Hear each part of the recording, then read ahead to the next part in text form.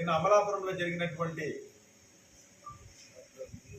విధ్వంసకర చర్య మీద ఈరోజు మేము ఈ సమావేశం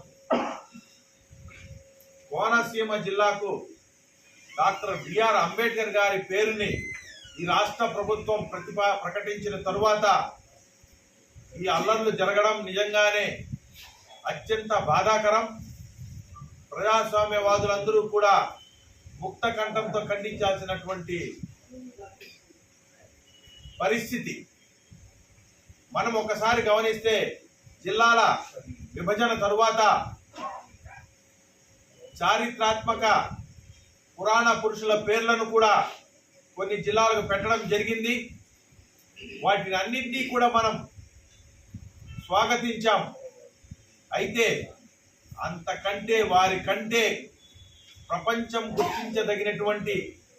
గుర్తించిన ప్రపంచ మేధావి, నవభారతం ఏ విధంగా ఉండాలో ఆకాంక్షించినటువంటి మహాపురుషుడు పేరుని మనం స్వాగతించాల్సింది పోయి ఒక కులాన్ని ఆపాదించి ఒక వర్గం ఈరోజు ఇలాంటి చర్యలు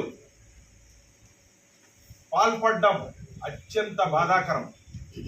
మనం ఒక్కసారి దీని కారణం పరిశీలిస్తే 75 సంవత్సరాల భారత స్వతంత్రంలో ఇప్పటి వరకు ఈ రాష్ట్రాన్ని పరిపాలించినటువంటి పరిపాలకుల యొక్క నిర్లక్ష్యం రాజ్యాంగ స్ఫూర్తికి విరుద్ధం.